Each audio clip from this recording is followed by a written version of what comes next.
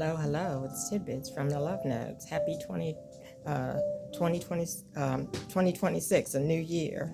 Yeah. So the title for this that God gave me is "Let the spirit of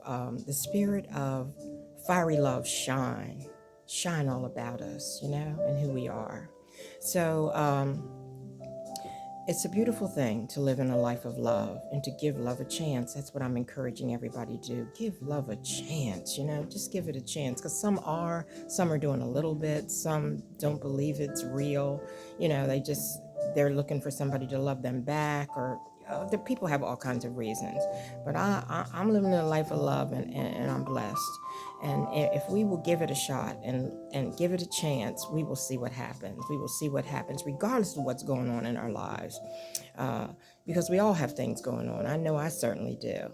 And so looking forward, we have to allow our loving God to live in our hearts and to lead us and guide us. For what's going to happen for us is going to happen. And we can trust and obey that God, our loving God, is holy.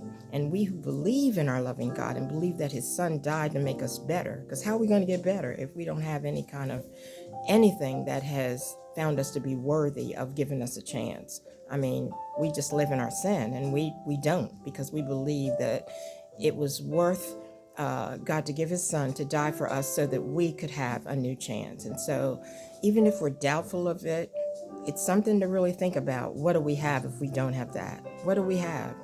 And so I'm saying, what is for us is going to happen. What is for us is going to happen. It's about trusting that our loving God is holy, as I said, and that we who welcome God and his son and the resurrection for us, we have that Holy Spirit in us too.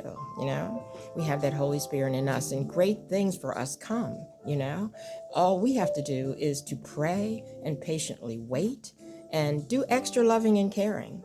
My minister talked about this on at Woodstream Church about loving and caring and doing extra. Go the extra mile, he said. Do a little more, extra calls, extra visits, extra check-ins, and live a life in a way that others see the loving God that we honor through our presence. That's beautiful, right? And so, but still, in all this, we still have to be very humble. And he talked a lot about that. He talked about humility and how important it is. Everyday story for me, I have a ministry here, and the loving God has given me an opportunity to do this ministry, and it involves many things, but one of the things is placing a lot of inspiring things around in purposeful places and random places, just to inspire others, and encourage them.